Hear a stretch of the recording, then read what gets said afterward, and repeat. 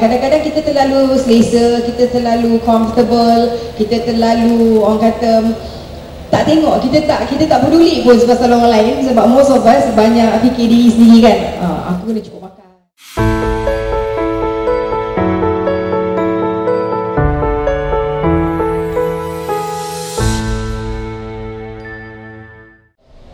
Pada pagi ini kita akan mengadakan satu sesi sembang santai mengenai kesukarelawanan bersama dengan Muslim Volunteer Malaysia. Jadi pada hari ini mungkin ada yang tidak kenal siapa MVM, tetapi pokoknya kita akan bercerita mengenai apa itu kesukarelawanan bersama dengan dua panel kita pada hari ini. Dan izinkan saya untuk memperkenalkan mereka berdua terlebih dahulu. Baik, yang berada di sebelah kiri saya merupakan Ketua Pegawai Operasi Muslim Volunteer Malaysia ataupun COO.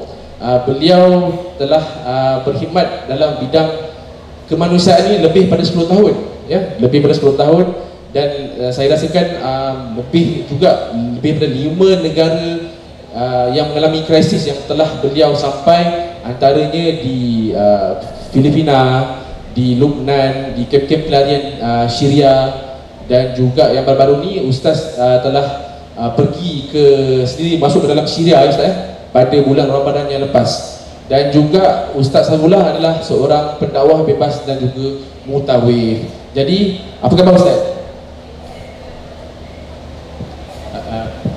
Alhamdulillah, baik, sihat. Sihat. Pagi tadi ada keluar subuh. Pagi tadi ada kuliah subuh dekat Bukit Antarabangsa. Okey. Balik Salih Maju tu ke sini. Baik. Okey. Seterusnya saya ingin memperkenalkan, walaupun mungkin ada yang dah kenal tadi, tapi mungkin ada juga yang tidak kenal. Beliau adalah seorang artis, ya, artis dan juga selebriti di Malaysia.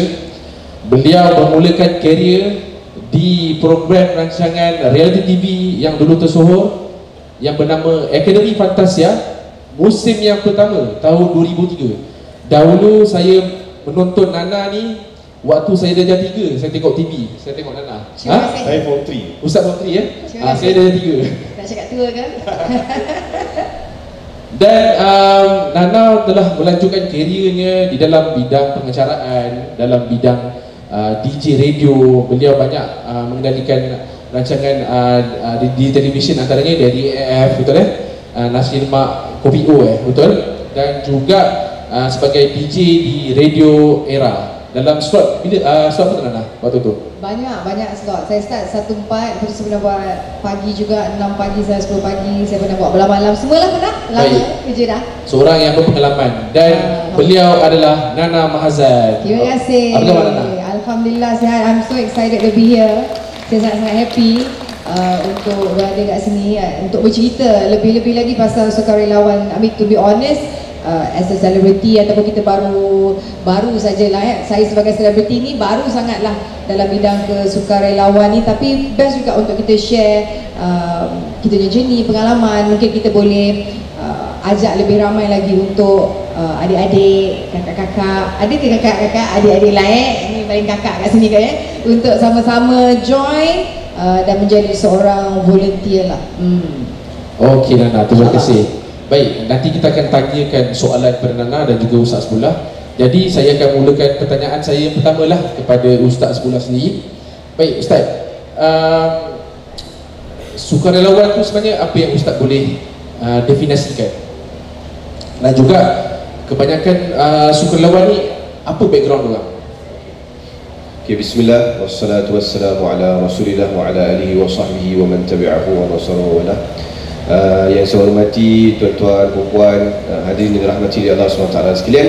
Baik, soalan kita untuk permulaan, tajuk kita pun kesukarelawanan bersama MVM. So kita kena tahu tajuk tu dulu, sukarelawan tu apa, volunteer tu apa. So barulah kita boleh faham apakah yang dimaksudkan dengan tajuk perbincangan kita pada pagi ni. So sukarelawan ataupun volunteerism ni adalah, saya simplify lah, tak naklah kita ambil bahasa yang direct daripada buku ke, daripada Google kan. Bahasa mudahnya sukarelawan ni adalah orang yang dia willingly untuk luangkan masa dia, gunakan kepakaran yang dia ada untuk membantu seorang ataupun untuk melakukan satu yang ada manfaat tanpa mengharapkan memberikan balasan. Itu baru boleh panggil volunteer.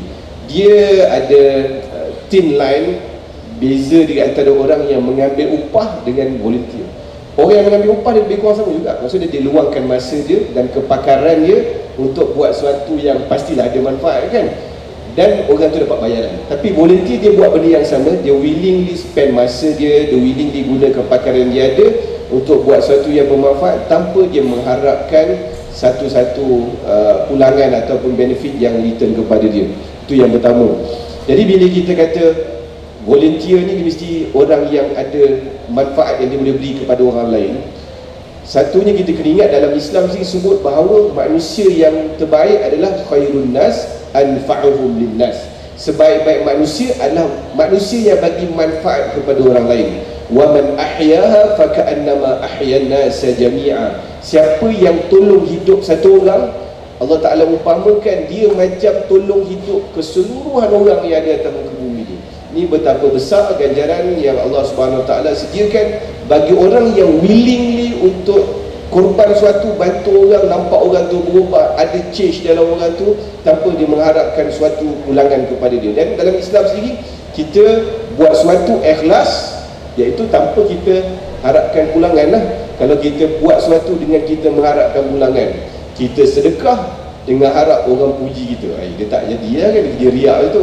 Ataupun kita buat baik, dia dengan harapan orang akan kata kita sebagai dermawan, dia tak boleh macam tu. So sama juga as volunteer, kita buat sesuatu tanpa kita mengharapkan return ataupun suatu benefit balik kepada kita. Itu yang pertama. Yang keduanya, siapa orang yang boleh terlibat dengan volunteer ni lah background mereka. So siapa-siapa saja boleh terlibat. Apa yang saya rasa kenapa saya nak say yes dan nak buat, salah satunya sebab saya nak jadi orang yang bermanfaat macam saya cakap, dan saya nak turun padang sendiri dan jumpa sendiri dan tengok sendiri macam mana sebenarnya kehidupan. Kadang-kadang kita terlalu selesa, kita terlalu comfortable, kita terlalu orang kata tak tengok, kita tak peduli pun pasal orang lain, sebab most of us banyak fikir diri sendiri kan.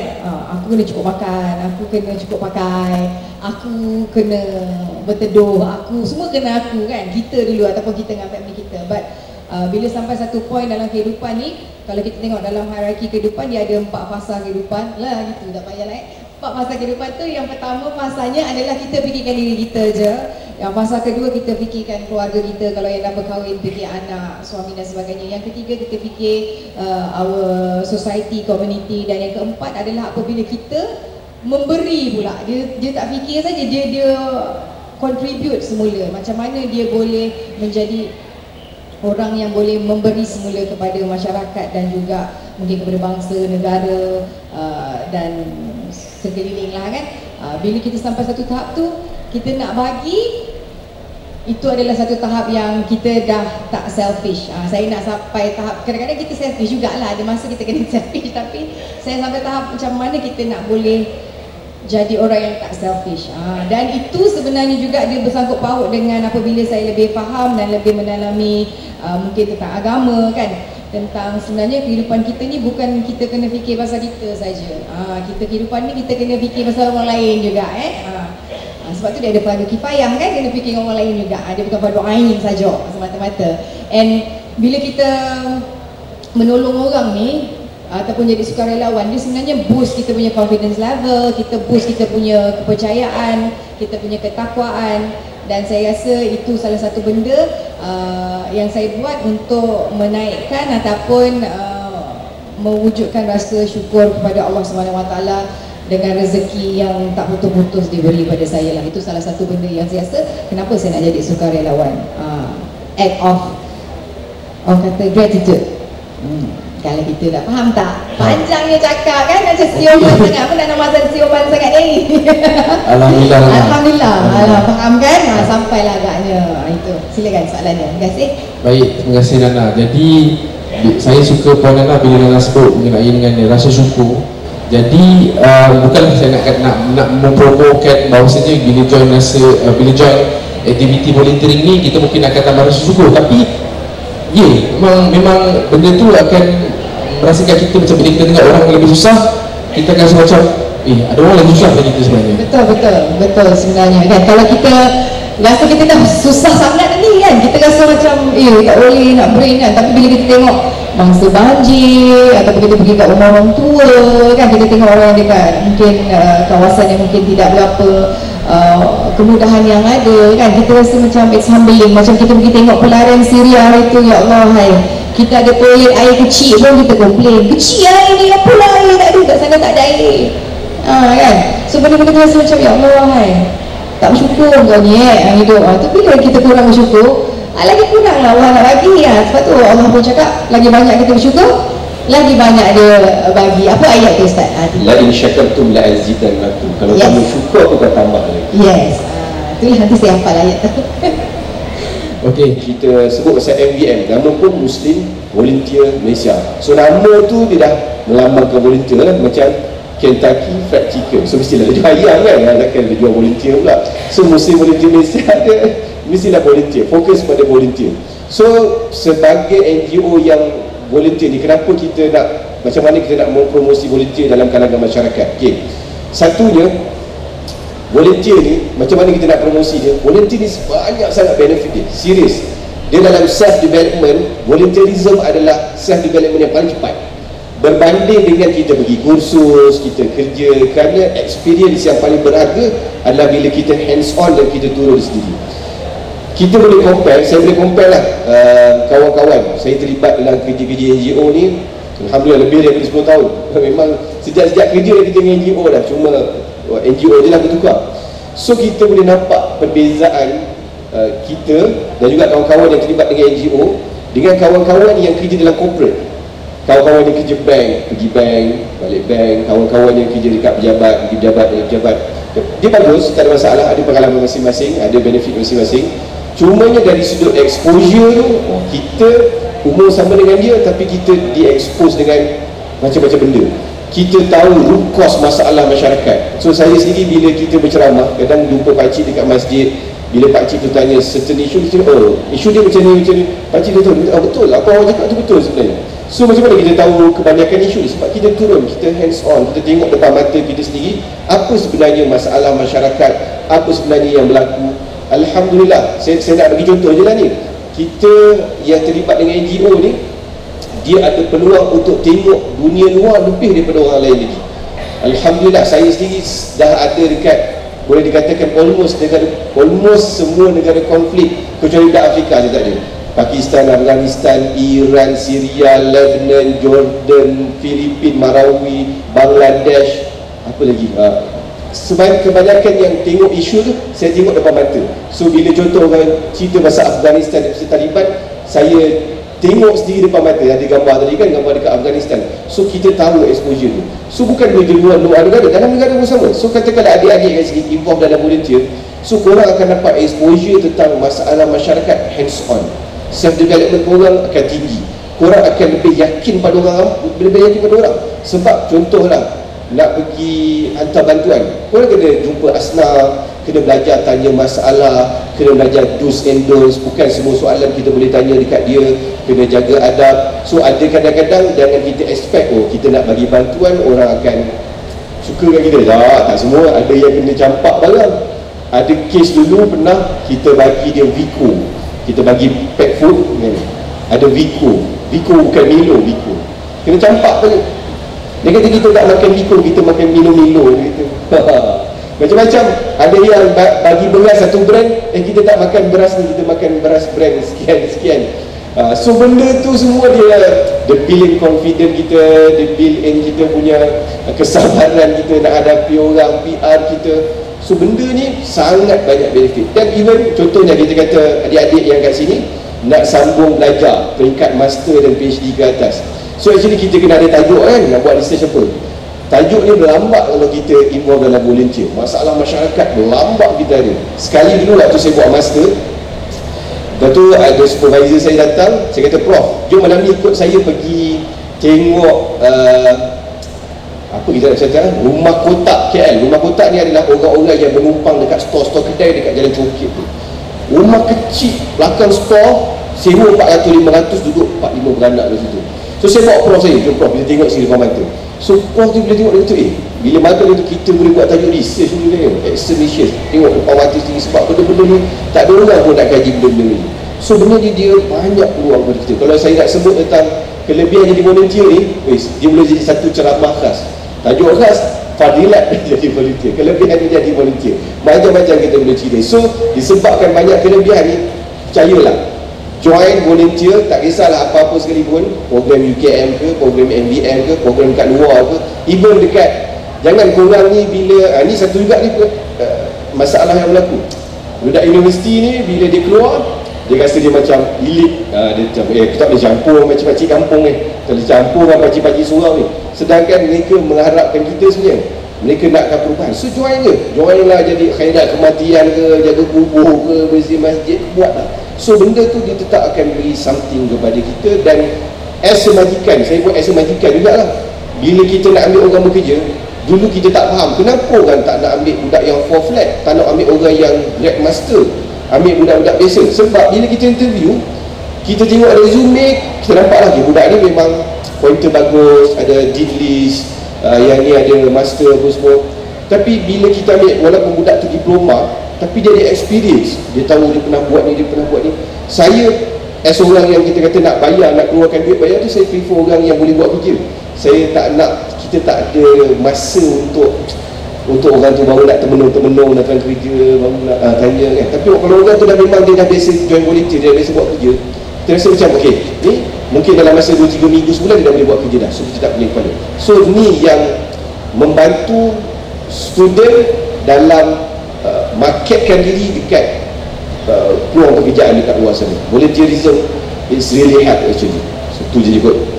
Tak apa, kita 2 jam kan. Ya, itu adalah plus point untuk jadi orang kata kelebihan jadi sukarelawan ni. Antaranya adalah kita boleh letak dalam resume atau CV kita boleh letak program apa yang kita pernah involve. So kat situ mungkin majikan yang nampak, oh ini pernah terlibat walaupun sekecil-kecil program sekalipun, betul Ustaz. Dan satu lagi saya tambah, mungkin antara salah satu yang kena ada dengan untuk jadi seorang volunteer ni adalah kena ada satu sifat sabar sebab kita berhadapan dan kita akan melayan dan juga masyarakat yang berbagai ragam. Dan mereka ni kita kena faham, mereka ni background mereka pun lain dan juga cara pemikiran pun lain sebenarnya. Baik, soalan seterusnya untuk Nana dah banyak kata pekerjaan yang Nana involve, macam yang saya sebut tadi lah. Dan Nana memang dalam utamanya dalam industri hiburan ataupun industri seni. Jadi apa yang Nana lakukan dahulu, pengalaman Nana tu, dia membantu tak untuk Nana menjadi seorang volunteer sekarang ni? Okay, interesting sebenarnya kan dalam industri hiburan ni, dia banyak plastik. Ada banyak plastik untuk di recycle. Bukanlah plastik macam mana, because being entertainer ni kita kena please people, kita kena happykan orang kan, whether kita tahu ke tak tahu ke latar belakang dia. Yang penting kita, satu tujuan kita nak hiburkan orang. Itu salah satu benda yang baik juga kan, yang buat orang gembira, buat orang happy, walaupun dia ada bermasalah apa-apa, mungkin dia tengok kita bercakap, dia rasa gembira. Itu satu plus point pada saya lah kan. Tapi apa saya rasa kelebihan yang saya ada dalam industri ni adalah apabila kita pernah, macam saya banyak buat event-event, daripada orang bekerja sebagai di kerajaan, sampai orang korporat, sampai menteri, sampai orang agak kantin, semualah lapisan masyarakat yang kita pernah jumpa, yang pernah kita turun padang untuk kita buat konsert dan sebagainya, kita lebih dekat dengan diorang. So apabila kita membuat kerja volunteer ni, kita dah pernah jumpa this type of people, kita pernah jumpa orang-orang yang macam ni. Kalau volunteer ni kita nak jumpa dengan menteri ke, kita nak meeting ke, kita dah pernah berjumpa dengan orang macam ni dengan kerja saya yang sebelumnya lah. So it make it easier for me to talk to people, bukan diorang, bercakap dengan diorang. So saya tak ada masalah untuk memulakan conversation apabila saya membuat tugas-tugas sukarelawan, berjumpa dengan pelbagai jenis orang lah. Saya rasa that is a plus one for me untuk saya berkomunikasi lah. Itu mungkin kemahiran saya untuk berkomunikasi dengan pelbagai jenis orang. That is one thing that I've learned Saya pun dalam industri hiburan selama 20 tahun 20 tahun. Ada yang umur 20 tahun kat sini? Baru graduate. Kakak kau dah hanya dah tua dah kat sini. But itu pengalaman yang saya tak adalah kata apa tu, dunia hiburan ni tak baik. Semuanya ada baiknya, tapi ada lawa ni juga. Tapi kadang-kadang kita kena pandai membawa diri lah. Saya rasa adik-adik mungkin yang muda-muda dekat sini, pilih apa benda yang boleh meningkatkan hidup kita, bukan saja dari segi kerjaya. Saya sangat suka apa Ustaz sentuh pasal as an employer ataupun sebagai majikan kita nak hire orang. Of course, saya ada my own business pun kita nak hire orang yang ada keyakinan diri, ada confidence diri, yang rajin, yang tahu banyak benda, walaupun on papers mungkin dia tidaklah setinggi orang lain ada degree, PhD dan sebagainya, tetapi skill ataupun orang kata macam mana dia punya jati diri tu, attitude tu. Dan saya sebenarnya mula-mula saya join MVM ni, saya pergi event yang pertama, saya pelik tau, ramainya budak-budak muda ni jadi volunteer. Kena bayar ke seorang-seorang ni kan? Tidak kan? Tetapi banyak sebenarnya, banyaklah, ramai sebenarnya orang-orang muda yang suka terlibat dengan perkara-perkara yang orang kata memberi manfaat pada orang lain. Dan saya sangat kagum dan saya sangat-sangat bangga. Dan bila saya tengok balik diri saya, ya Allah, hai Nana, engkau ni Allah bagi rezeki tak pernah kurangkan, tapi kenapa untuk kita tolong orang lain tu kita rasa macam susah macam mana tak reti lah, nanti orang tak suka lah kan. Sebab kita banyak sangat memikir benda-benda yang tak patut kita fikir. Dan itu membuka mata saya juga bila saya nampak ramai orang-orang muda yang menjadi volunteer, yang membakar semangat saya, menjadi inspirasi saya juga sebenarnya untuk terus ke arah ini, untuk give. Mungkin saya ada skill-skill yang saya ada yang boleh saya bantu, bukan saja untuk bantu masyarakat dan society, but bantu juga volunteer. Kita pun tadi berfikir kan, mungkin volunteer yang register bawah MVM, kita mungkin akan ada satu talk, kita akan buat satu kelas, kita nak bercerita mengenai public speaking dan juga meningkatkan keyakinan diri. Apa expertise yang saya ada, kita boleh kongsikan balik kepada mereka-mereka yang memerlukan dari segi volunteer ni lah. Itu saya rasa another contribution yang saya boleh berikan direct kepada volunteer, bukan saja kepada society. Itu saya rasa kita ni, manusia ni Allah jadi, dia ada macam-macam purpose dalam kehidupan ni. Apakah purpose aku hari ni? Purpose kita boleh jadi macam-macam. Bangun hari ni, purpose aku adalah menggembirakan mak bapak, contoh. Kita balik jumpa mak abah. Macam mana mak abah? Okey, picit-picit, cakap-cakap dengan dia orang, kadang-kadang dia rindu. Itu purpose aku hari ni. Bangun biasa pula, apa purpose aku hari ni? Purpose aku hari ni adalah nak menjadi sukarelawan, bantu dekat PPR edar barang contohnya. Ini purpose. So purpose kehidupan kita mesti kena ada. Kita tak boleh bangun tidur kan, nak buat apa hari ni, tak ada apa-apa purpose hari ni, macam tak apalah, macam tu. Kita tak nak. Kita nak orang muda ni, saya tu agaknya lambat tersedar lah kan. So saya nak adik-adik yang ada ni ada purpose in life, walaupun sekecil-kecil purpose tu. Kalau benda ni boleh menggembirakan orang, mula dengan family, kita buatlah benda tu kan. Itu adalah satu benda saya rasa yang saya mungkin tak buat dulu sebab sibuk bekerja. Sibuk kerja macam nak dunia ni tak habis. Saya tengok habis tau dunia ni tau. Suatu hari dia akan kiamat. Apa yang kita buat kat dunia ni, apa kita nak bawa ni kadang-kadang. Itulah salah satu benda juga. Banyaklah nak cerita. Kiranya macam bila kita saling nak mati, bila kita saling ingat apa yang kita ada dekat dalam dunia ni, adakah kita cukup bekalan kita? Itu kan membuatkan kita lagi nak beri, nak bagi lagi, nak contribute lagi. Benda macam tu lah. Panjang kalau dalam Azan nak kesukaran ni dia tahu untuk isi luar negara tu. Okay, cantik soalan tu. Sebab bila orang join volunteer ni, dia tengok gambar NGO ni mesti pergi Palestin, mesti pergi Syria, mesti pergi Jordan kan. Kadang-kadang sampai Palestin, sampai gambar anak pergi Jordan tu, orang jual pusing balik recycle, dia kata dia sampai Palestin kan. Pelik juga gitu.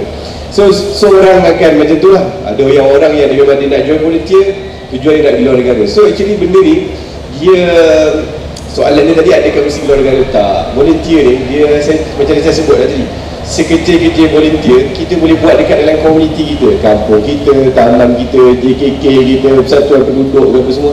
Itu semua aktiviti volunteer yang perlukan involvement kita. Dan kalau kita nak another level, so bolehlah join program-program yang mungkin macam NDM anjurkan, yang mungkin kita kalau as personal kita payah nak masuk. Contoh nak bersihkan zoo kan. Kalau masuk zoo nak tengok binatang biasalah, tapi masuk zoo nak bersihkan binatang, itu kena join NDM baru boleh. So kalau nak dapat experience macam tu, boleh join dengan NDM. Nak bersihkan rumah orang banjir, tu dalam negara. Semua tu memerlukan bantuan dan volunteer yang sangat ramai. Macam baru ni kita buat recycle, program recycle. Kita minta rakyat Malaysia yang ada banyak sangat baju dekat rumah ni sumbangkan baju dia, dan baju itu kita recycle, kita jual. Duit tu guna untuk tabung Palestin. Tak tahu berapa banyak baju yang kita dapat. Saya ingat dalam pukul 11 pagi kita dah dapat 40 tan ke? Betul. Dah 11 pagi kita dah dapat 40 tan baju. Melimpah banyak. So volunteer tu memang level tak tengok dah ambil baju main campak tu lagi macam tu. So benda ni kerja volunteer juga. Dan buat benda-benda macam ni, dia rasa puas. Kepuasan tu ada. Kita ni salah satu cara ni, saya bagi tips lah, macam mana untuk kita boleh rasa tak burn out dalam life kita. Macam mana kita boleh keep on going, ada progress. Kita mesti kena pandai keluar kejap. Bukan keluar sekejap KJ tu punya YouTube kan, tapi kita kena pandai keluar kejap daripada kita punya dunia kita tu, pergi dunia lain kejap, lepas tu kita masuk balik. Kita akan fresh balik dan kita akan hilang kita punya burn out benda ni. Sebab semalam ada orang tanya saya, dia kata, itu Ustaz, rajin dia sambung belajar sampai PhD, dengan sibuk dengan kuliah, dengan jaga MBM tu sambung PhD lagi. Dia kata apa yang buat Ustaz rasa tak penat kan? Saya rasa betul juga lah, aku tak penat ni. Saya macam okey je, sebab kita buat benda tu enjoy. Dan siapa yang kenal saya tahulah kita ada hobi lain kan. Kita buat satu benda, ada hobi, kita lari kejap, kita buat benda ni, kita datang balik. So benda tu dia membantu kita untuk kita sustain dalam life kita. Sama juga macam adik-adik sekalian, mungkin nanti ada career masing-masing. Mungkin ada yang kerja bank, ada yang kerja macam-macam. So kalau kita hari-hari hadap benda tu, kita akan penat, kita akan burn out. So once a while, join volunteer, keluar kejap, pergi tengok dunia yang lain, terlibat, tengok masyarakat. Kita belajar bersyukur dalam masa yang sama, tengok orang ni tak ada kerja, dia keluar pagi-pagi. Kemudian kita masuk balik, kita akan rasa fresh, sebab kita sempat keluar daripada dunia kita. So dalam negara lebih memerlukan lagi lah sebenarnya. Di luar negara ni, kita kalau pergi pun tak ramai. Kita pergi pun at least kalau paling ramai pun dia mesti complete satu kenderaan lah. Sebab kita, terutama negara konflik, kita tak nak berpecah kenderaan. Kalau ada 2 kenderaan, it's a risk. Kita tak nak satu kereta kena tahan ke, ada serangan keletupan ke, dia akan jadi masalah. So kita bergerak dalam satu kenderaan. Dan biasa kalau yang pergi ni pun dia ada kalau volunteer yang kita bawa pun biasa dia ada kepakaran dia. Sama ada macam yang kami ikut, yang kami pergi masuk Syria baru ni sebelum Ramadan, di doktor kerajaan. So dia ada benefit lah, dia boleh tengok orang sakit, rawat dan sebagainya. So kita nak ada yang kepakaran itu. Dia kata, saya tak doktor Ustaz, macam mana? Ada lagi benda-benda videografer, fotografer. Sebab kita sumbangan kita sampaikan, dan kita nak tunjukkan bukti sumbangan tu disampaikan kepada rakyat Malaysia. Dan kita juga nak capture momen-momen yang kita tak pernah nampak dekat Malaysia, yang benda tu kita boleh ceritakan kepada rakyat Malaysia untuk jadi awareness. So videografer, fotografer pun dialu-alukan untuk join mission international. Kalau lepas kita dah semak dia punya, maksud dia kelayakan dia lah, sebab kita tak boleh nak bawa semua orang, kos dia tinggi. Dan kita pun tak nak jadikan dia macam tengok kesediaan orang lain sebagai satu tourism. Ada orang yang dibuat macam tu, tengok orang kena bom, kawasan kena bom, dia nak tengok benda tu as macam tourism. Nak tengok, oh macam ni rupanya bangunan kena bom. Saya pun baru belajar apa beza bangunan kena gempa dengan bangunan kena bom di negeri Syria. Sebab kita nak hantar bantuan kat gempa bumi, kita mana satu bantuan bangunan yang runtuh sebab gempa, mana yang runtuh sebab kena bom.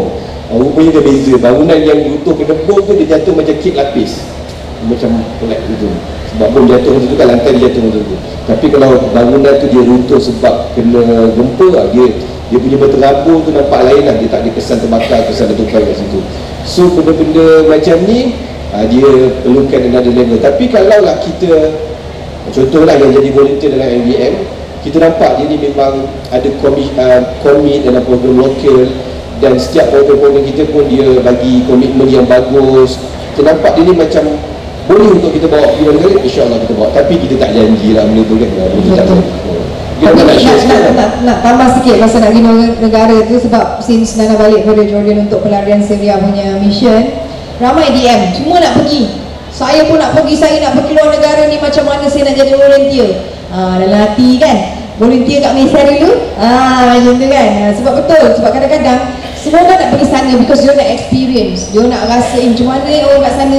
Dia lebih kepada curiosity daripada niat sebenarnya untuk membantu. Mungkin lah dia nak bantu, tapi sebenarnya dia nak be part of something big. Tapi sebelum kita ke luar negara, of course nak pergi tu evaluation dia banyak juga kan, macam mana nak pergi, bukan semua orang boleh pergi kan.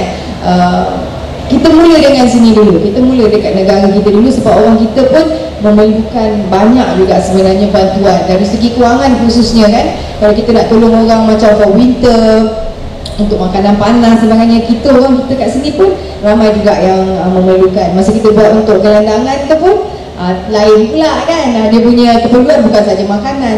Kalau kita pergi rumah yang orang ataupun orang-orang asnaf ataupun yang susah, lain pula keperluan dia. So ini semua perlukan bantuan dan kita mula daripada sini. Dan bila kita komit untuk buat di sini, orang yang betul-betul tough, dia betul-betul boleh, barulah pihak NGO boleh bawa ke sana. Because it's not easy kan dekat sana. Ingat pergi sana seronok kan, tapi dia punya cabaran tu bukan nak pergi sana kita ni bawa duit, bawa barang nak tolong. It's not as easy kan. Dia punya mentally, physically, dengan cuaca orang, dengan habuk orang, you know. Kadang-kadang orang tak suka kita kan datang, ada orang tak suka kita ambil gambar bagi sumbangan. Dia orang rasa macam apa nak ambil gambar pula kan. Tapi kita kena buat sebab itu adalah amanah orang kata rakyat Malaysia, kita bawa ke sana. And it's not as easy lah. Kalau kita boleh lepas dekat Malaysia ni, insyaAllah boleh. Tak boleh tunggu-tunggu nak pergi sana ada orang Nana macam mana nak pergi Palestin, macam mana tak ada siapa boleh masuk sekarang ni dek. Bukan Nana pergi ke? Tak pergi. Tiba-tiba video viral pergi Syria itu, orang nak pergi dekat Palestin. But ramai orang nak, kalau boleh orang nak contribute, kalau boleh aku nak mati syahid juga. Dia ingat senang itu. Kita akan kupas pasal mati syahid ni mungkin dalam satu chapter yang lain yang sangat panjang. It's not that you're there and then mungkin tidak sebesar itu sebenarnya. Nak cerita sikit pasal luar negara ni. Betul lah Nana cakap, dia nampak macam nice pun bergambar dengan pelarian, tapi behind dia tu tough. Okay, saya bagi contoh lah. At least korang yang nak pergi luar negara mission international ni boleh makan apa saja. Makan apa saja tu maksudnya apa dine korang dapat korang boleh makan. Kemudian tak kisah masa. Kadang-kadang kita orang keluar pagi tu kita sarapan, malam baru makan balik sebab kita sibuk. Dan dekat kamp pelarian tak ada warung, kamp pelarian tak ada 7-Eleven, tak ada mamak tak ada mamak. Lapar, memang lapar sampai ke petang. Dan malam tu baru makan. Satu. Kedua, korang boleh buang air besar dengan air kecil dekat mana saja. So buang di mana saja, di mana saja, menis mana saja. So jangan kalau saya kalau tak tahan lah, saya macam-macam. Saya pernah buang air di belakang balai polis Iran. Dia tahan lama sangat. Saya pergi kat belakang polis, saya buang air kat situ. Dia tak tahan sangat. Dia tahan itu lama sangat kat Iran. So dia juga mesti mental kena kuat. Dia kadang-kadang kita tak perasan benda tu di affect mental kita. So saya pernah buat test, psychological test. Saya ada slightly dipanggil emotional numbness. Emotional numbness ni macam kita dah kepas emosi kita. Sebab kita selalu tengok benda-benda yang sedih. So benda sedih tu dah tak sedih lah untuk kita. Dia dah macam, dia dah enam lah, dia macam biasa macam tu kan. Dan saya nak cerita, saya ada sikit trauma bila saya pergi Afghanistan. Saya duduk kat Afghanistan lebih daripada 40 hari. Dan kita duduk kat Afghanistan tu, waktu tu Amerika baru keluar dan Taliban baru ambil alih. Masih still bertempur. Kita masuk dekat kawasan yang bertempur, kita tengok senjata merata. Orang semayang jemaah dekat Malaysia, kalau masbuk sebelah kita letak telefon, kunci kereta. Dekat sana letak AK-47 sebelah kita. Dia macam hilang khusyuk semayang waktu tu. Tengok AK-47 pistol kat ni. Disebabkan banyak sangat tengok senjata, orang kat jalan bawa senjata sini. Masa tu saya pergi 2021, balik mesti kena quarantine. So quarantine dekat Bukit Bintang. Kita kan dekat Malaysia orang lelaki dia suka tengok action movie lah. Bukan Netflix, tengok action movie kan. Tapi balik daripada Afghanistan, sebab kita dah tengok suasana perang depan mata, tengok senjata depan mata, buka TV, tengok cerita tembak-tembak, tutup. Saya tu tutup. Aku tak nak tengok suasana ni sebab aku dah melalui sesuatu tu. Aku rasa macam trauma, tak boleh nak tengok benda tu. Lepas balik beberapa lama, 2 bulan macam tu, baru boleh start tengok balik. So benda ni yang kita yang orang tak tahu behind the scene kalau pergi mission international. Ni gambar-gambar nampak macam dekat Afghanistan apa semua ni, tak tunjuk gambar yang kena tahan pistol orang kita. Saya kena tak boleh keluar masa tu. Tak boleh keluar, macam-macam. Kena soal siasat tepi jalan, kena sidai, tu biasa kena soal kan. So benda-benda ni orang tak tahu. Benda ni yang nak kata, dia kena start daripada dalam Malaysia dulu, build confidence, keyakinan mental kita dah tahan, baru boleh pergi international, insyaAllah. Jadi Ustaz, memang setiap negara tu dia akan meninggalkan kesan yang berbeza-beza, Ustaz Betul, dia sebab beneficiaries yang berbeza, suasana yang berbeza. Betul. Baik, Nana tadi memang dah sebut secara langsung yang dia pernah ke Jordan, ke kamp pelarian Syria di sana. Nana, ceritakan kepada semua orang mengenai Nana ke sana, dan juga selepas tu adakah Nana mengalami kesan-kesan? Ingat balik kan nak nangis kan. Macam saya ingat satu kata-kata lah kan, orang yang dekat kamp pelarian tu kan, dia orang Syria tapi dia kena duduk kat Jordan, dan Jordan merupakan negara yang menerima paling banyak Syrian refugees, lebih kurang 1 juta lebih warga Syria yang diorang terima duduk di situ di kamp pelarian. Ada banyak sangat kamp, kita tak dapat nak pergi semua, beratus, berpuluh, beribu-ribu kamp ada kat sana. Kita pergi beberapa saja, tapi saya ingat lagi kata-kata orang tu. Dia kata biarlah dia makan sekeping roti sehari asalkan di tanah sendiri, sebab dia duduk bukan tanah dia kan, duduk kat dalam kemah. Walaupun kemah tu kadang-kadang dia dah hias cantik, ada kapet dan sebagainya, ada juga TV, tapi dia kata daripada dia duduk dekat situ selesa, dia lebih rela makan sekeping roti, duduk dekat mana-mana lah, tapi asalkan di bumi ataupun tanah mereka sendiri. Betapa diorang tak suka pun sebenarnya jadi pelarian tu, they have no choice, tapi diorang terpaksa hidup di situ kan. Rasakan dia punya sedih tu. Kita ni susah-susah kita pun, kita still dekat dalam negara kita still ada warga negara, kita still insyaAllah boleh survive dalam negara kita sendiri. Diorang takkanlah kerajaan Jordan sibuk nak jaga diorang macam mana, tak seperinci macam mana kerajaan diorang akan jaga diorang punya rakyat sendiri kan. Kalau nak tengok kesusahan weather masa kita pergi, of course untuk bulan sejuk, musim sejuk, masa tu winter, budak-budak ni, kita ni 2 lapis tau, dalam Azan tak suka sejuk, 2-3 lapis sokin, dia orang pakai slipper, tepus sebelah lain dan bukan saiz diorang.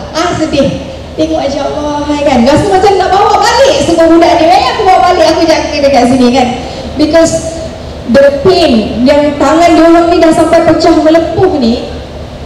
Tapi diorang tengok kita, diorang happy kan, sebab kita bawa something untuk diorang, and dia tak ada complain, diorang happy, diorang senyum, buatkan kita rasa macam ya Allah hai. Dalam hidup diorang susah-susah macam tu pun diorang tetap tersenyum, diorang redha, diorang terima apa Allah nak bagi kat dia. Ya Allah, diorang punya tahap iman tu, budak-budak tu Allah hai.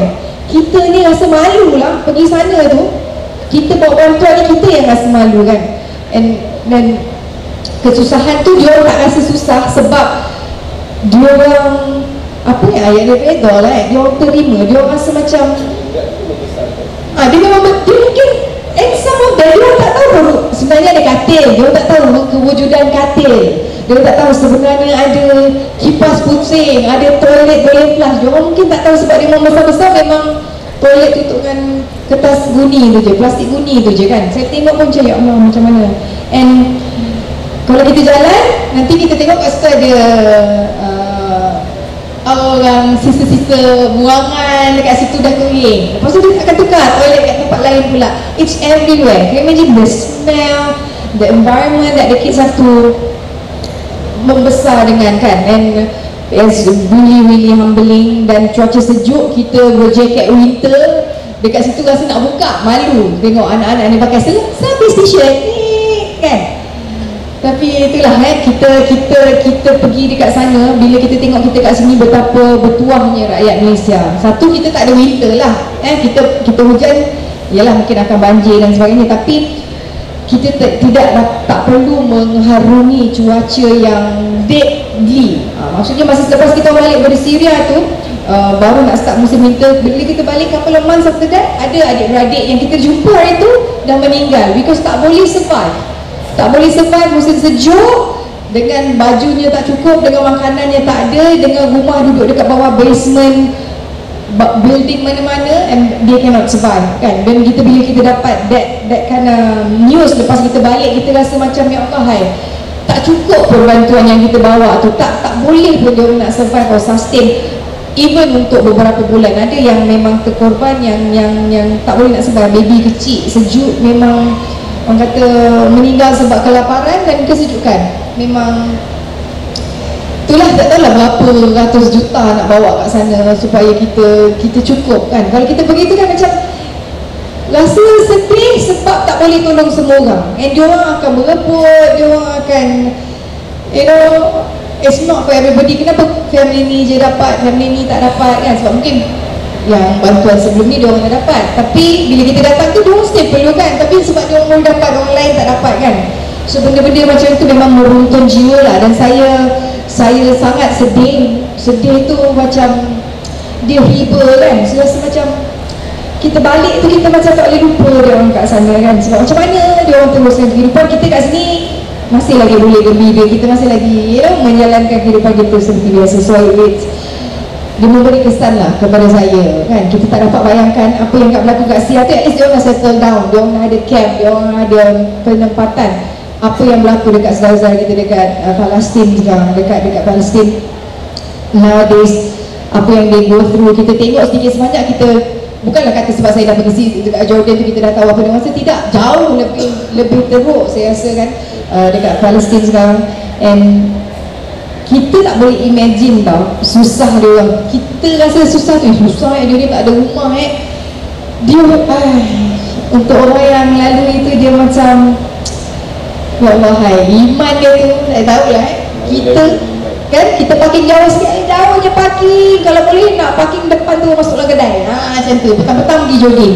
Tapi tapi dia orang kena berjalan berapa jauh kan, daripada north tak pergi ke south, tempat selamat 40 km tu jalan kaki ya. 40 km jalan kaki. Kita jalan 1 kilo pun nangis. Kita 40 km kena tambah nombor semaraton kan. Kita pergi dekat ICT Mall tu 1 kilometer mall tu tau, tak rasa kan sebab sejuk kan. Tapi bayangkan what they have to go through. Kita tak boleh nak bandingkan, kita faham lah, kita takkan faham rasa sesuatu. It's beyond words. Dia saya nak, mungkin korang yang fikir sejuk dia sejuk macam mana. Saya dulu suka pergi negara winter, suka pergi Jeju, main salji, pergi UK, pergi Turki dulu lah dengan family. So dia tak sama tau, sejuk dekat negara yang membangun dengan sejuk kamp pelarian yang duduk dekat lembah ni tu. Negara membangun, dia sejuk dah tak berapa sejuk sebab banyak kenderaan, bangunan ada installation, tak sama. Sejuk dekat lembah ni, saya nak bagi contoh, kita orang sampai tahap kat kamp pelarian tu biasa dekat lembah lah sebab dia dekat sepadan. Sejuk dia, bila gelap kita dah mula takut, kita rasa takut. Dah malam ni takut kan. Sebab bila malam pertama kami tidur, mula-mula nak tidur, plan dia berangan daripada Malaysia, nak tidur dalam kamp pelarian, nak merasai denyut nadi orang pelarian. Konon. Jadi staff kat sana kata kita tidur dalam bangunan dulu lah malam ni.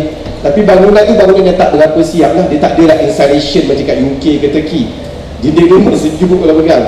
So kita orang tidur malam tu dengan pakai winter coat, tutup kepala, pakai selimut. Malam pukul 3 pagi tidur, tangan ni tersentuh dinding tersentak sebab dinding tu macam ais, sejuk dia.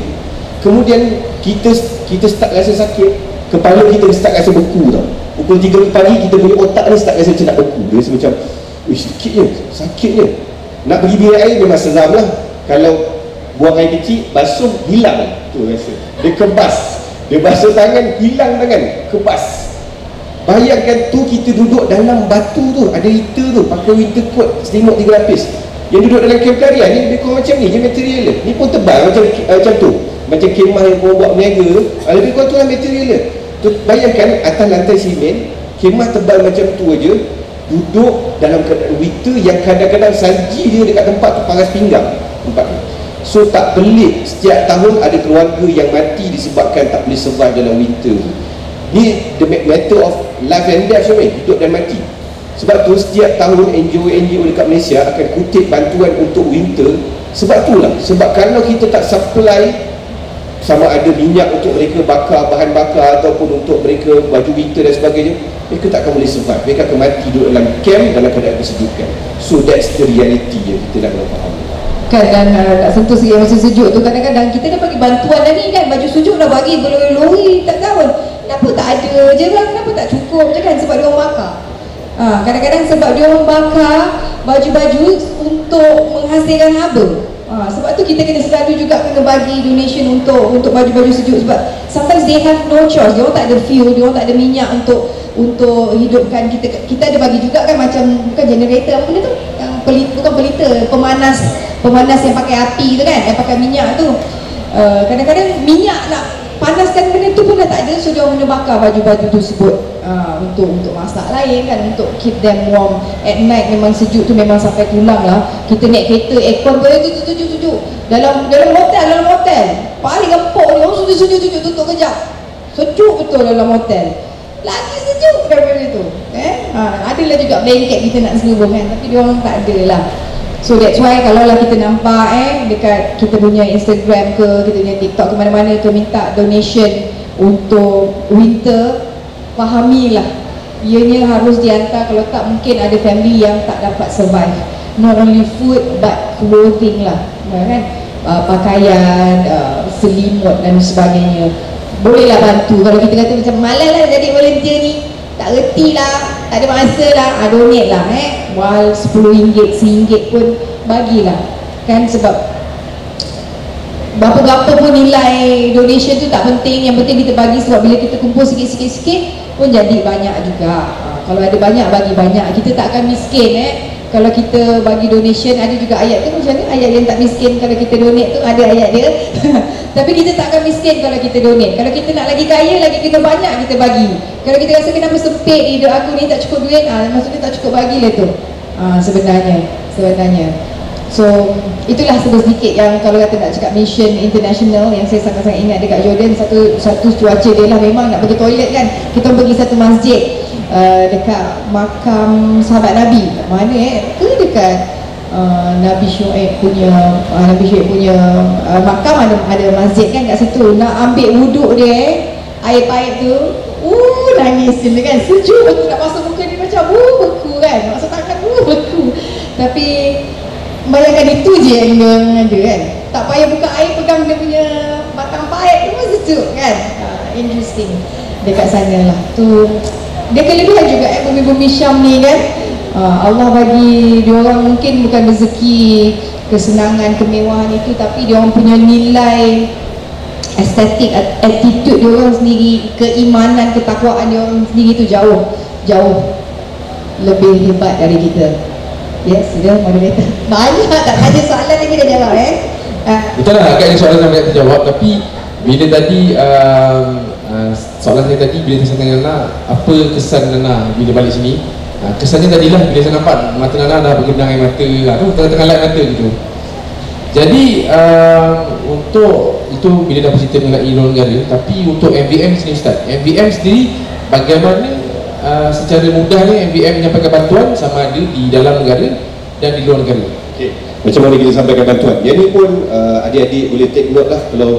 Kalau mungkin lah adik-adik nanti akan kumpul kawan-kawan, ada planning nak bantu sekian-sekian. So ni steps yang penting yang korang kena tahu sebelum bagi bantuan.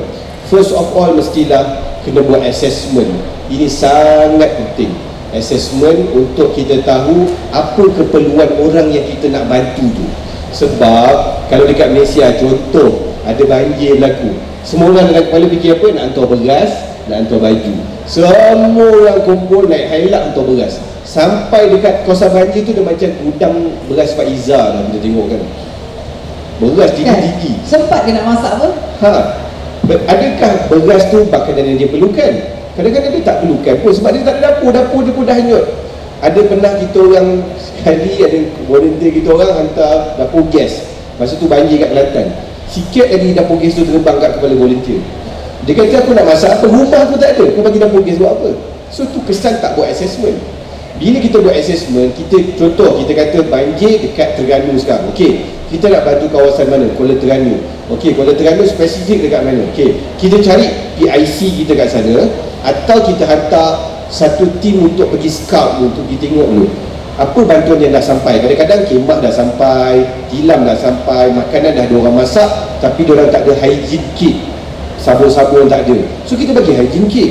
Kalau dia tak ada mungkin dia tak ada pakaian, kadang-kadang benda simple, orang tak perasan, telekung, orang perempuan nak sembahyang tak ada telekung dah hanyut, dia perlukan telekung. So benda-benda ni kita akan dapat bila kita buat assessment dulu. Kita tanya apa ni sekarang ni bantuan yang tak dapat lagi yang orang perlukan. So diorang list up, barulah kita hantar bantuan. Kita cari vendor apa semua, kita hantar bantuan tu pelbagai lah, sama ada kita contact vendor terdekat atau kita bawa daripada sini tu, bergantung pada situasi. Tapi assessment benda yang sangat penting. Tak percaya, kami biasa pergi rumah asnaf, dapati asnaf punya dapur macam kedai runcit, sardin banyak, beras banyak, semua banyak. Sebab masjid bagi apa, dia punya perumahan punya kuasa bagi, zakat bagi, macam-macam. So diorang mungkin dah tak perlukan makanan. So kita tanya dia, apa bantuan yang diperlukan? Mungkin dia perlukan bantuan untuk anak dia sekolah, baju sekolah anak, mungkin ada ahli keluarga dia perlukan rawatan hospital. So kita bagi dengan kita panggil sebagai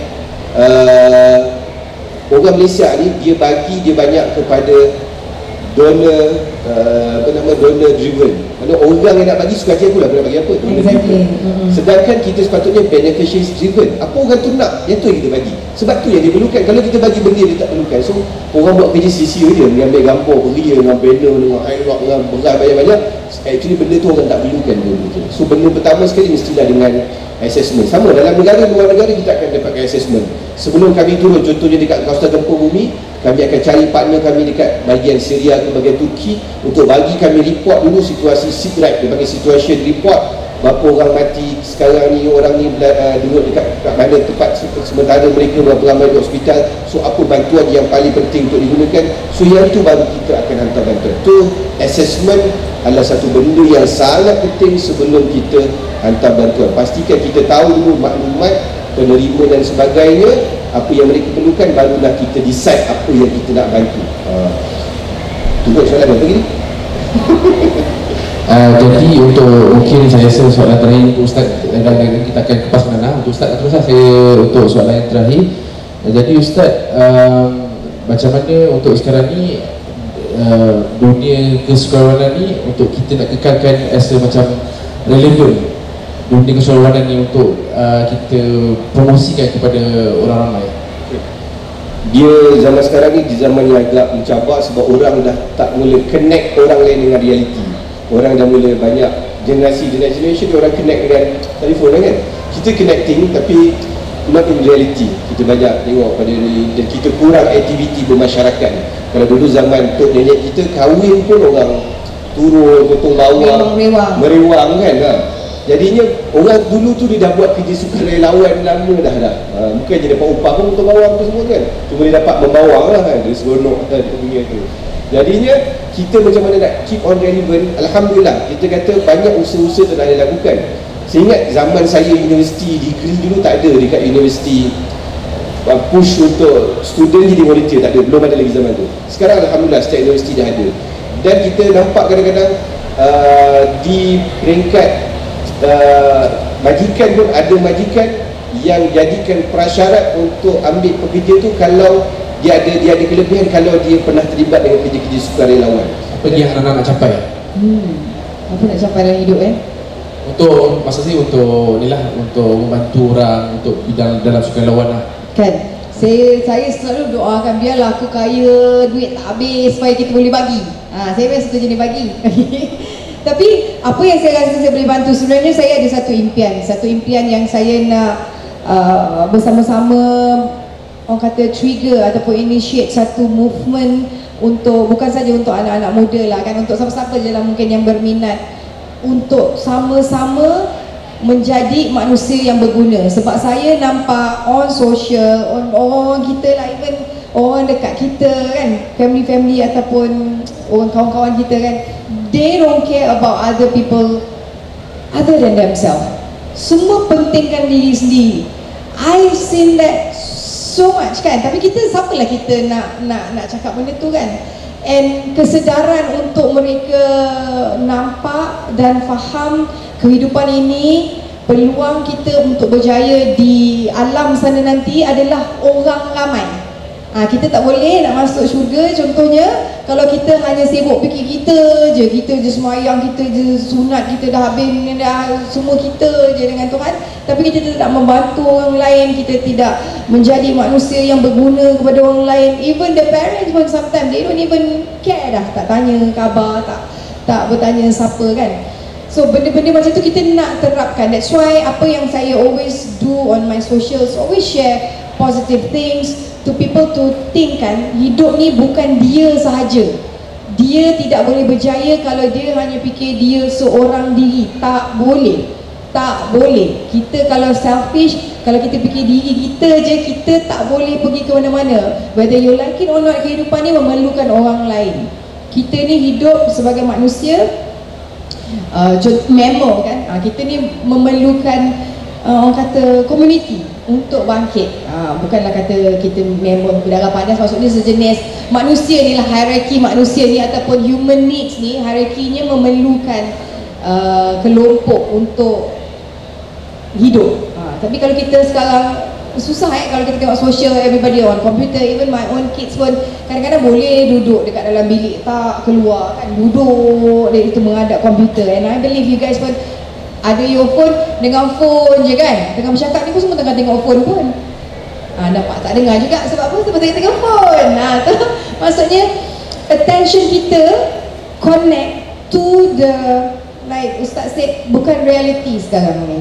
Kita tak keluar kat sana, kita tak tengok dekat sana. So apa yang saya nak buat adalah, saya sebenarnya nak bercita-cita tapi tidak lagi sampai kenyataannya, untuk kita buat like a road tour, a free talk, to touch or to meet, to engage with a lot of people, to create awareness, untuk bagi dia orang nampak dan sedar kehidupan ini lebih daripada diri kau saja. Fikirlah pasal orang lain juga. Bukanlah kata kita kena fikir diri kita juga. Kita self love. Faham? Contributing is part of self love. You know, dia bukan self pity. Orang suka self pity. Self pity, kesian kat aku aku tak berjaya, kesian aku aku tak sekaya, aku tak selawa, aku tak sepandai, kesian. Itulah kau reti, kesiankan diri sendiri je lah, marah. Tapi self love is the opposite of self pity. Self love is loving yourself. How aku nak jadi lebih baik? How can I be better than me yesterday? Jangan compare diri kau dengan Nilofa. Jauh deh, macam tu kan. Jangan, aku tak macam Nilofa dapat suami ustaz. Mungkin tak perlu kita fikir macam mana aku nak jadi. Macam saya selalu fikir, macam mana saya nak jadi Nana Mahazan yang baik daripada semalam. How can I improve myself compared to myself? Never compare yourself to orang lain yang mungkin dah berjaya, yang kereta dah 800. Sebab kita rasa macam, oh susah, aku tak boleh lah, aku memang dilahirkan hidup susah, aku terima, aku redha. Ni redha salah dia bukan redha sebelum mencuba. Kan dia tak cuba lagi, dia dah redha, geram. Kalau duduk sebelah kat Nana, kena tepuk manja. Okay, I sebenarnya nak posting Malaysia, nak bagi kelas on motivation and building confidence. Dan antara poin terpenting untuk bina confident diri ni, sebab majikan-majikan ni nak hire orang yang confident. Kalau kita pergi interview, macam mana, apa pencapaian awak, apa dapat? Saya dean list. Eye contact pun tak nak dek. Kakak sebagai bos tak hire, maaf. Kita kena orang yang confident. Dan salah satu kriteria untuk menjadi orang confident adalah menjadi seorang sukarelawan. Yes, itu adalah satu kriterianya. Kalau tak percaya boleh Google. Gitu Google tiba. Tapi memang betul, dia membina jati diri kita, attitude kita akan berubah. Kalau kita jumpa orang-orang NGO ni, campaklah dia kat mana, boleh survive. Tahulah dia nak hidup macam mana, tahu dia cari jalan. Kita ni letak dekat shopping mall, nak cari kedai, tak jumpa kedai makan yang viral, tak jumpa, dah stress. Mana kedai makan ni kena bayar terpanjang. Manjah. Tak boleh. Kan, macam gitu. Harap faham, saya cakap santai je kan. But at the end of the day, apa yang saya nak buat adalah memberi kesedaran itu. Because saya hidup 40 tahun Alah macam lubang. Alah macam lubang. Tadi nampak macam 26 kan? Alah 40 tahun hidup saya ni, saya nak anak-anak muda ni, sebab bila saya muda ni saya pun tak ingat, tak nampak, lambat sangat kesedaran. And one thing that I've learned dan membuatkan kenapa saya nak buat apa yang saya buat ni, sebab saya selalu fikir saya tak tahu bila saya mati. Saya takut tak sempat. Tak sempat nak buat ni, tak apalah tahun depan kot. Mungkin masa umur aku 50 tahun baru aku nak start membantu orang, lambat. Kadang-kadang umur kita tak sampai 30 pun Allah nak panggil, dia panggil. You know what I mean? So start now. Mungkin tak payahlah, mungkin ekstrim katakan nak pergi tolong rumah banjir kan. Mungkin rumah kata macam rumah aku pun aku tak sapu, mak yang masih sapu. Dah boleh start sapu rumah sendiri. Cadar tu dah boleh letak elok-elok. Dia bermula dari situ. Kita tak akan boleh capai benda besar kalau kita tak mula dengan benda kecil. Kalau kan tanya tadi, berbalik kepada soalan, apa yang Nana nak buat, apa lagi nak capai adalah create that awareness, which I think today this platform yang saya sangat-sangat hargai, insya-Allah kita boleh buat mungkin sesi-sesi lain lagi dekat UKM ni. Mungkin bila dia orang tak sibuk dengan nak convocation ni, mungkin semua pun boleh datang, kita boleh share. Dan saya rasa baguslah sebenarnya aktiviti macam ni. I think it's very good. Mungkin orang kata lah bosannya tak ada nyanyi-nyanyi ke? Mas ke tengok nyanyi. Malam ada nyanyi, okey, kita kena balance lah malam nyanyi, siang ni. Tapi kebanyakannya bila kita cerita pasal benda-benda ilmiah ni, mungkin kadang orang rasa macam okey, mungkin not now, mungkin bukan sekarang. Tapi itulah, kalau rasa saya suka nak berkongsi sesuatu yang membawa manfaat kepada manusia lain, insya-Allah. Sebenarnya Nana tadi dia macam dah bagi hit tu. Mungkin pengarah akaun dan UKM boleh boleh lah dia dari satu apa yang kita boleh buat lepas ni, insya-Allah. Bukan berhenti di sini saja. Baik, setakat ni sekadar ni daripada perkongsian kami daripada Ustaz Bula dan juga Nana Mazan. Ada soalan. Jadi kita akan buka soalan kepada crowd untuk menanyakan soalan. Jika ada soalan boleh tujukan, insya-Allah pendek-pendek kita akan menjawab. Okey, berada seorang tu. Bagus, tepukan untuk dia. Tak semua orang berani nak bangun. Depan. Jadi dia tak disyabarkan, kau pergi ambil tak. Baguslah dia. Nama siapa, daripada mana, umur berapa, dah kahwin ke belum? Hello, Assalamualaikum. Nama saya Mio Akif. Saya dari Mio? Saya pelajar UKM, pelajar FST.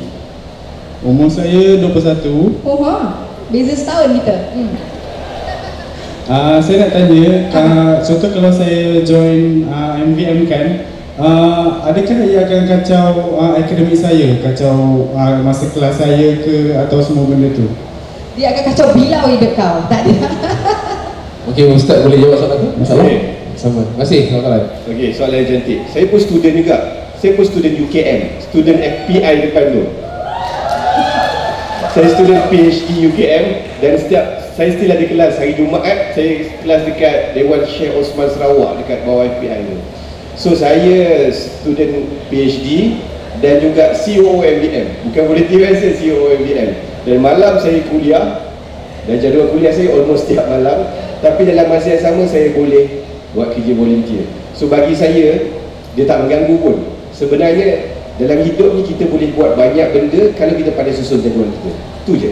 Sebab program volunteer, katakanlah join volunteer MBM. Program volunteer MBM bukan hari-hari pun, bukan hari-hari pun ada benda program kita buat. Setahun mungkin ada beberapa kali saja yang kita boleh join. So dia sangat tak mengganggu lah bagi saya. Lebih banyak yang mengganggu kita adalah Netflix, Disney Plus. So yang itu lebih banyak mengganggu kita sebenarnya daripada kerja-kerja volunteer. Harap menjawab soalan. Okay. Dan untuk tambahan, untuk tambahan nanti boleh ke booth MBM yang di belakang sana. So kat sana awak boleh tanya soalan mengenai macam mana nak daftar ke, macam mana nak join semua. Kelana. Okey. Mengganggu tak mengganggu tugas sebagai student? You guys kelas hari-hari ke? Hari-hari kelas pukul apa sampai pukul apa? 8 pagi sampai 12:30 malam.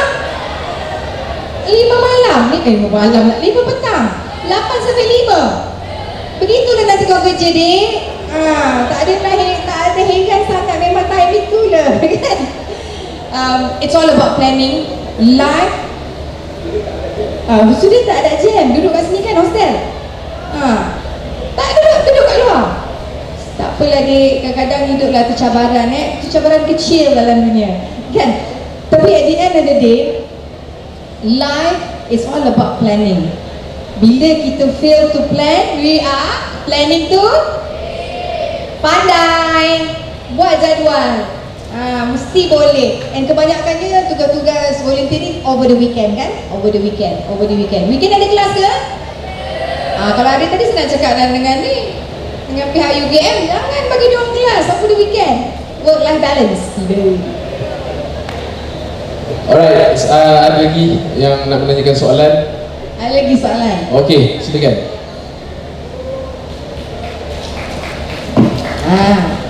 Hai, Assalamualaikum. Wow, suara dia. Nama saya Hazan Aiman dari FST. So, Apa tu daripada mana? Fakulti Sains Teknologi. Kelas.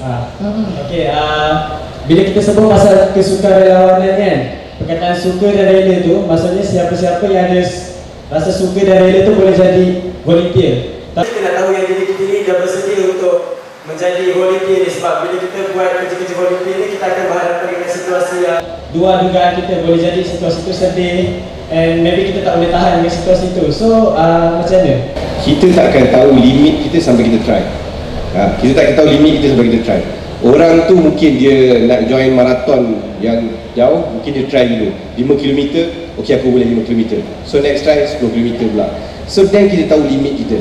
Kita makan pedas, try ayam ni pedas. Oh pedas ni aku boleh ni. Ayam pak gembus, ambil level yang tinggi sikit kan. Oh yang ni aku tak boleh tahan. So kita dah tahu dah limit kita. So sama kan buat kerja volunteer ni.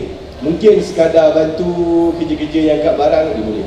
Tapi mungkin dia part emotion dia tak boleh tahan. Ada orang yang dia kelab jiwa luka, cepat nangis. Kelab jiwa luka. Kat mana nak isi borang tu? So dia ni kalau dengar cerita orang sedih, anak cacat apa semua, orang tu tak menangis, dia menangis lebih lagi. Sekarang ni siapa yang cacat kan? So kita dah tahu dah kita ada masalah dekat emosi. So kalau benda-benda macam tu kita avoid. So join dia dulu, then barulah kita akan kenal diri kita. Kalau kita tak join, tak involve, kita tak akan tahu mana limit kita dan mungkin apa yang kita kena breakthrough.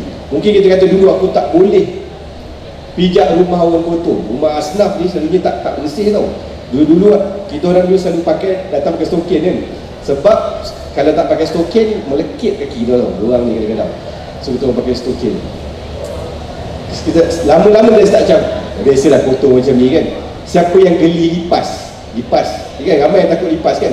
Lipas kalau dia berjalan dia lipas. Kalau dia terbang jadi syaitan. Dia terbang. So dekat rumah asnaf ni kadang-kadang volunteer bersihkan rumah asnaf, lipas macam hujan. Literally macam hujan. Angkat tilam, lipas macam hujan. Turun.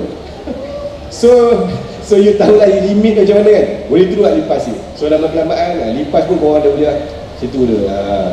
So join dulu baru kita akan tahu limit kita. Kita nak tambah. Ya, memang betul suka dan rela. Suka relawan kan, suka dan rela. Kadang-kadang kita tak suka, kita tak rela, kita kena juga buat. Then you know you will fall in love with it. Kadang-kadang tak kenal maka tak cinta kan. Kadang-kadang kita nak ada boyfriend, ada girlfriend pun kan mula kita tak suka dia. Adalah orang yang paling benci sekali dalam kelas. Tiba daripada benci-benci itulah timbul rasa sayang lah. Ada ke yang bercinta sekarang ni? Ada yang bercinta? Soalan trap question. Sebab nak telefon mak ni kalau ada.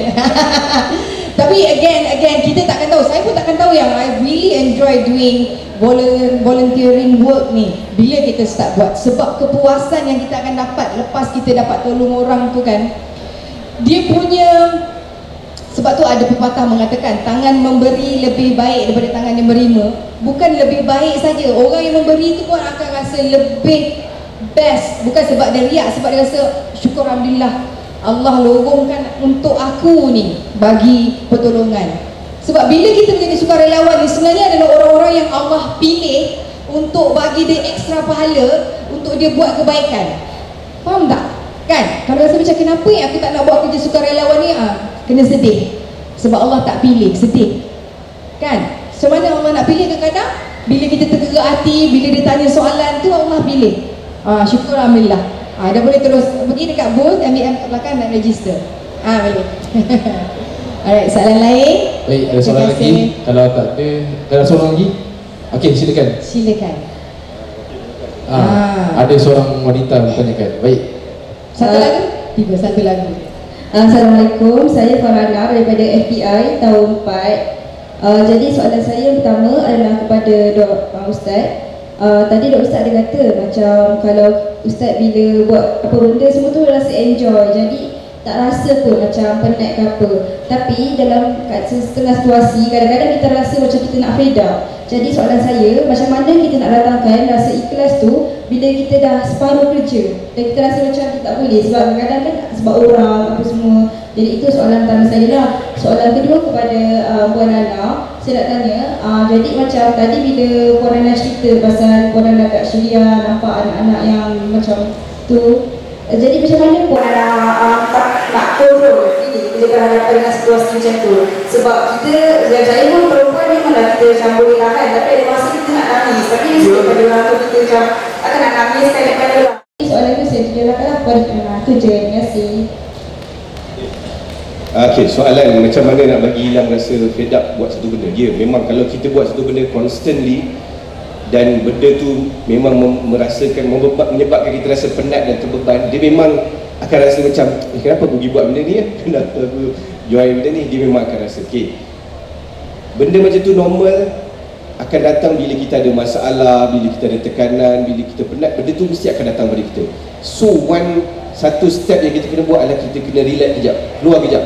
Dia kadang-kadang bila kita dapat masalah, kita stres, kita kena ambil langkah ke belakang kejap, reverse.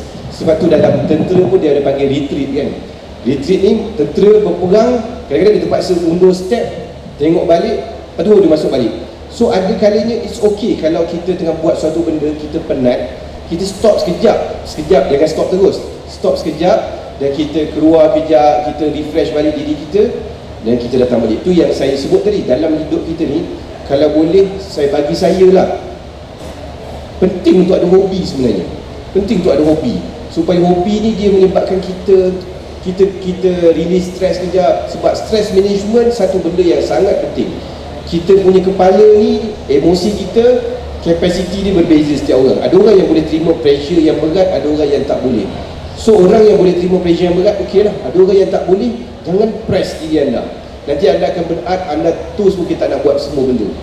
Saya tertarik dan ada satu lagi, masa kita buat tu juga, jangan terlalu push diri kita. Bila kita terlalu push daripada awal, kita akan penat di pertengahan jalan. Tapi kalau kita buat tu dalam keadaan santai, kita akan dapat pergi lebih jauh.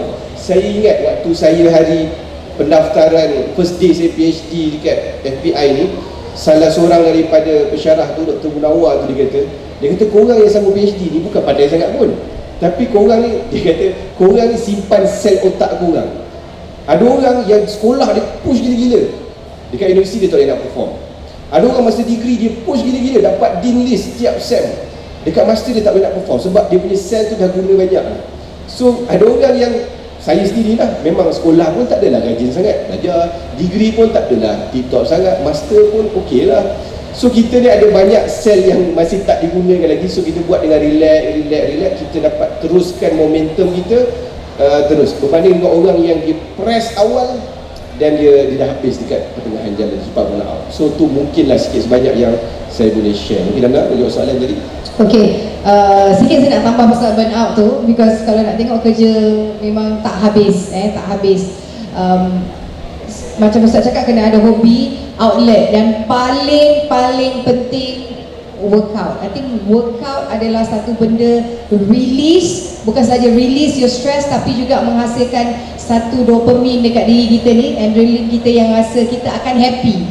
Malas nak workout, susah, dia akan lebih orang kata terkurung. So bila kita sweat ourselves out, kita akan rasa lebih lega. Lepas tu kita nak buat benda pun kita dah okey. Sebenarnya body kita ni tak perlu kan, baiklah saya nak rest 8 tahun kau rest. Tak boleh. Kan rest tu kadang-kadang it's just matter of you doing the right thing at that right moment. Macam saya punya outlet adalah Muay Thai.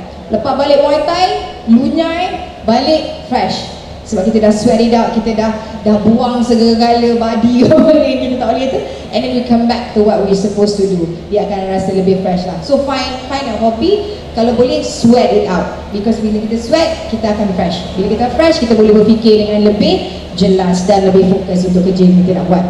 Berbalik pada soalan adik tadi yang nombor 2, soalan dia macam mana kita nak regulate our emotion. Kadang-kadang yes, kalau kita buat misi-misi sukarelawan ni memang akan bermain dengan emosi, kita mungkin akan sedih. Apa yang boleh saya kata, if you cannot control it, go away, move away from that situation dahulu. Sebab kita still manusia.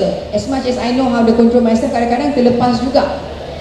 Kita tak nak, bukanlah kata kita tak nak nampak lemah dekat depan orang, tapi kita datang kat sana to help out. Tapi kalau kita orang yang membantu pun kita lemah, macam mana orang yang lemah ni nak, bukan kata nak look up, kita lah untuk rasa confident dengan kita ni nak membantu mereka lah. So if you tak boleh, siapa yang saya buat, kadang-kadang saya lari sekejap, masuk dalam bas sekejap ke, masuk dalam toilet yang ada pintu tak ada toilet lah, masa kat jauh sangat kan, but you move away, you take nafas and relax. Dia ada orang kata 90 second rules lah kan, 90 seconds. Whatever you are feeling, bad feelings, negative feelings that you are having, ambil 90 saat untuk tarik nafas. So lepas 90 saat kita tarik nafas, tak mahu dah sama ada kita rasa sedih, rasa marah, rasa kecewa, rasa apa, 90 saat saja yang diperlukan untuk kita regulate balik kita emotion untuk jadi neutral balik.